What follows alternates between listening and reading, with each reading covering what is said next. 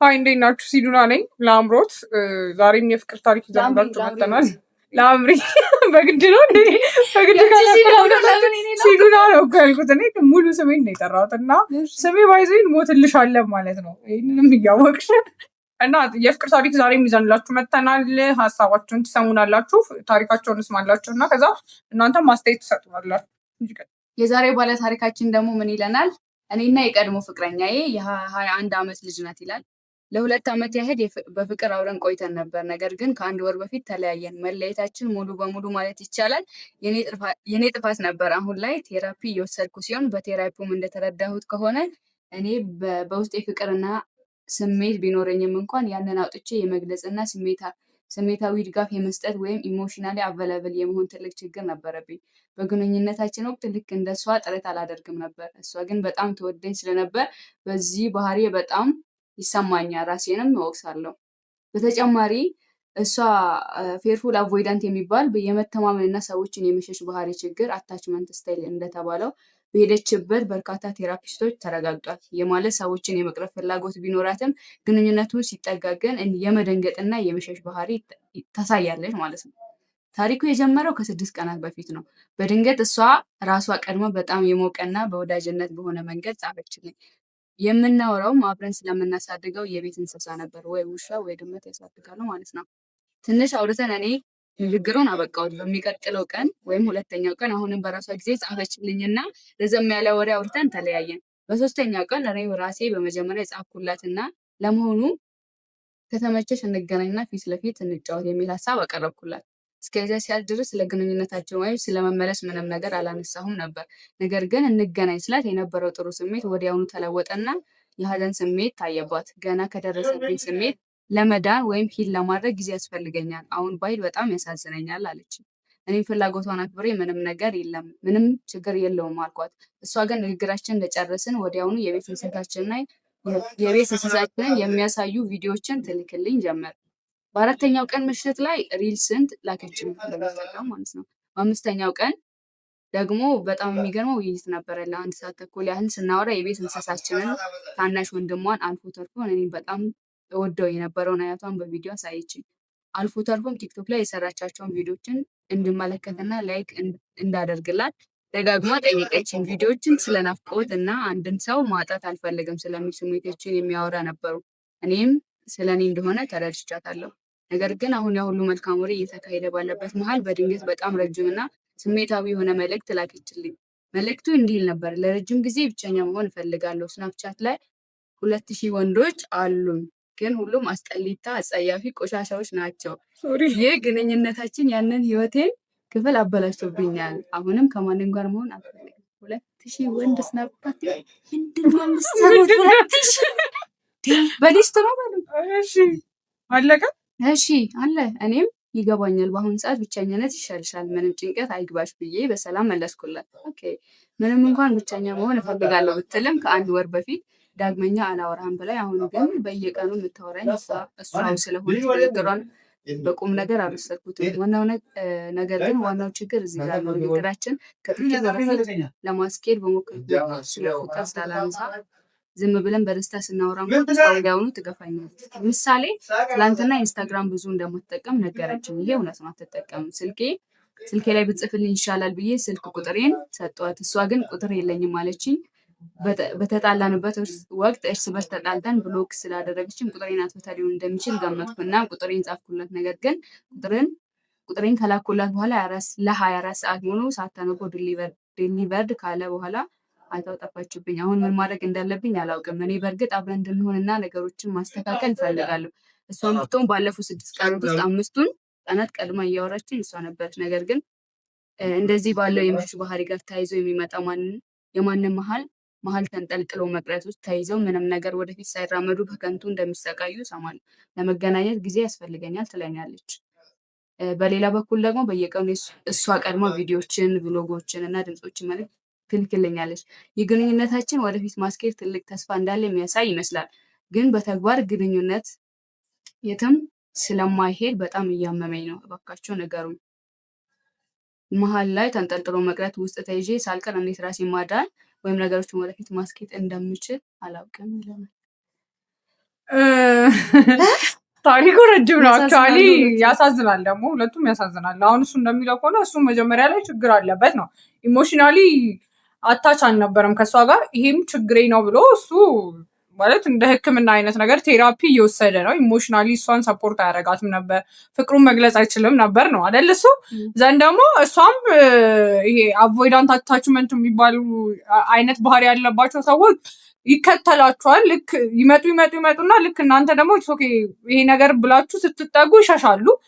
በቃ ሄደዋል ብላችሁ ደግሞ ስተዋቸው እነሱ ተመልሰው ከኋላቸው ይመጣሉ። የሆነ ምልክት ይሰጣቸዋል ማለት ነው። ሄድ መለስ። ይሄ ባይዘ ሳይኮሎጂካሊ ህመም ነው፣ ይታከማል። ህመም ነው ግን ምንድነው በትራውማ ምክንያት ከቤተሰብ ጋር በነበረ ትራውማ ምክንያት ኦር ደግሞ ከበፊት የፍቅር ታሪክ ጋር በተያዘ ምክንያት የሚመጣ ጉዳት ነው እና የሴቷ የወንዱ ኢሞሽናሊ ባይዘ ይሄ ነገር እኮ እዚህ ሀገር ራሱ እንደ ህመም አይታይም እንጂ አብዛኞቹ ወንዶች ኢሞሽናሊ ሰፖርት ሲኖር አይደል እንዴ? ኦኬ በጣም ጥሩ ነው የሚባለው። ሁላችሁም ጤነኛ አይደላችሁም ማለት ነው አጠቃላይ እግዚአብሔር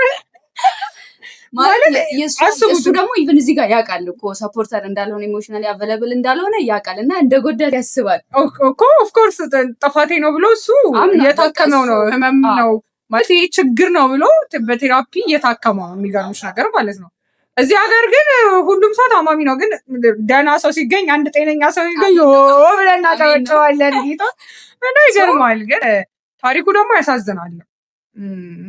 እሷም ችግር ነው ማለት ወዳ አይደለም። እሷ ትወደዋለች፣ በየቀኑ ትልክለካለች ፋይሎችን፣ ቮይሶችን ምናምን።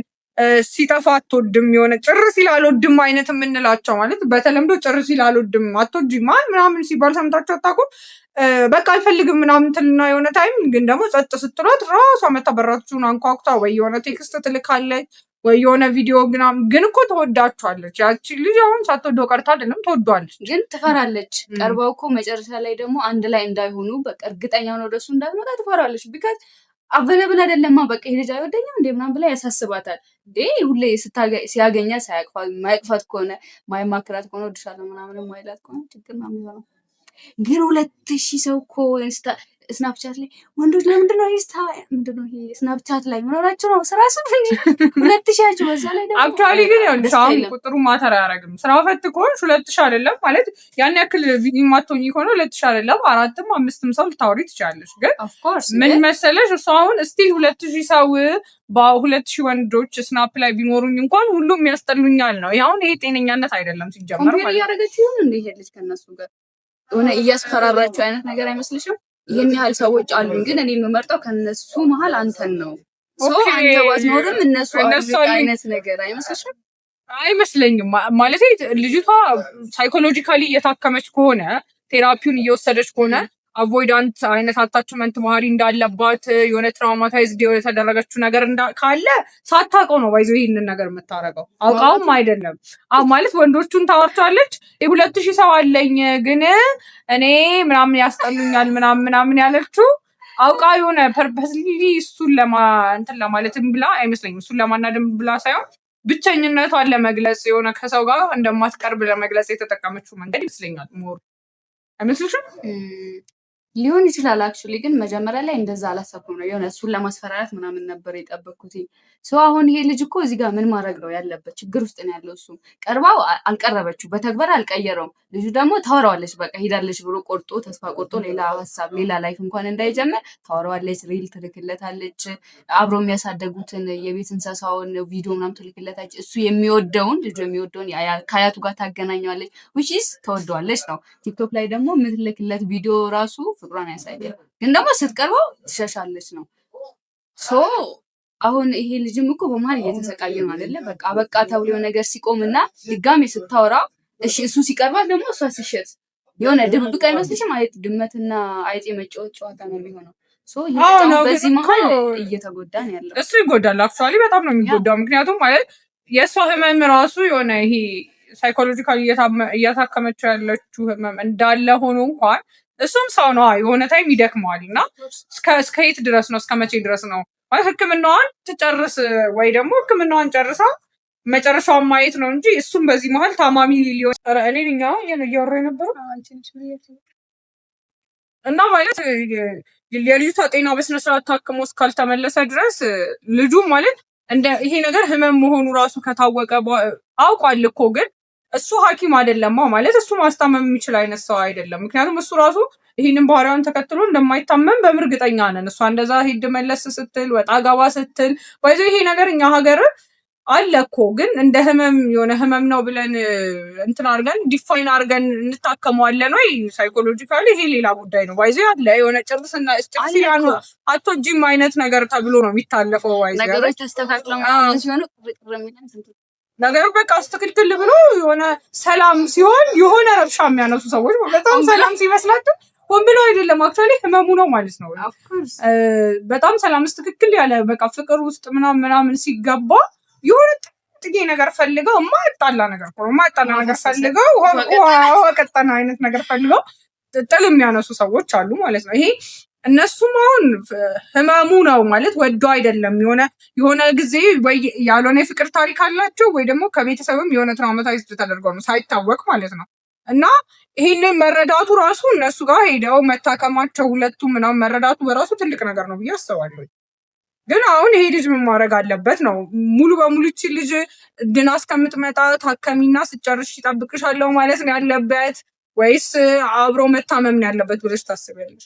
እኔ እንደኔ ምናልባት መጀመሪያ ከሱ ጋር የተገናኘች ልጅ ተጎድታ ድጋሚ ወደሱ ማምጣቱንም ልትፈራ ትችላለች። አክቹዋሊ 2 ዓመት በፍቅር ኖሮ ስለሆነ እሱ ኢሞሽናሊ ሰፖርት ሲያረጋት ስላልነበር ስላየች ደግሞ ድጋሚ ለመምጣት ትፈራለች። ያ ነው እንድትፈራ ያደረጋት። ኔክስ ደግሞ እየተሰቃየችም ነው ይሄ ልጅ አሁን እሱም እየተጎዳ ነው። በዚህ ማለት ግን ደግሞ የእሷ ህመም መዳን የሚችለው በቴራፒስቶች ወይ ደግሞ በህክምና ነው። ይሄንን ደግሞ እሱ ማድረግ አይችልም። ስለዚህ እሱ እንዴት ነው ራሱን ማስመለጥ የሚችለው? ልጅቷ ታክማ እስክትድን ድረስ የሚችል ከሆነ የሆነ እገዛ ሊያደርግላት ይገባል።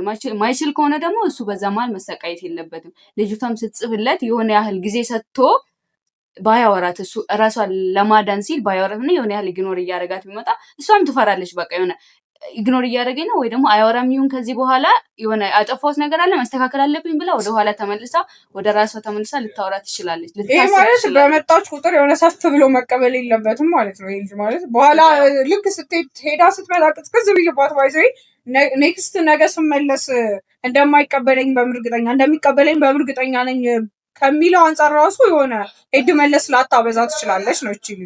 ግን እሱም ደግሞ ችግሩ ይወዳታል እኮ ስሜቱ ነው ባይዘ ልክ እንደመጣች ሰፍ ብሎ እንድትቀበል የሚያረገው ፍቅሩ ነው። ግን ቢሆንም አንዳንዴ ደግሞ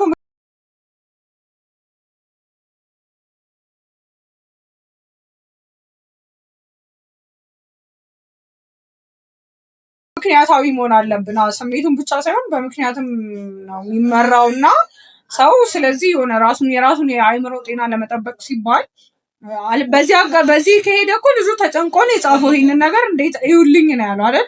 ተጨንቆ መጻፉ ማለት እሱንም በጣም እየጎዳው ነው። የእሷ ሄድ መለስ በዛ ላይ እኮ ሄድ መለስ ብቻ ቢሆን ይሁን ማለት ስትመጣ እኮ በሙሉ ነገሯ ትመጣለች፣ በጣም ትቀርበዋለች ምናምን። እሺ እኔ ቡና እንኳን ጠጣ ሲላት እኔ በቃ በፍጹም ነው የምትለው።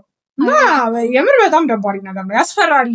ህመም መሆኑ ስለታወቀ እንዴ ባይዘ ህመም መሆኑ ባይታወቅ በጣም ነበር ጀጅ የምናደርገው። ሳይካትሪስት ጋር ሄዳ እሷ እየታከመች ባይሆን ኖሮ ህዝቧ እንዴ ትቅርብ ምንድነው ግን ደግሞ እሷ የምታሳዝነው እንዴት ነው ያንን ፍርሃት የፈጠረባት ምናልባት ከሱ ጋር የነበራት ጊዜ ቢሆንም አሁን ከሱ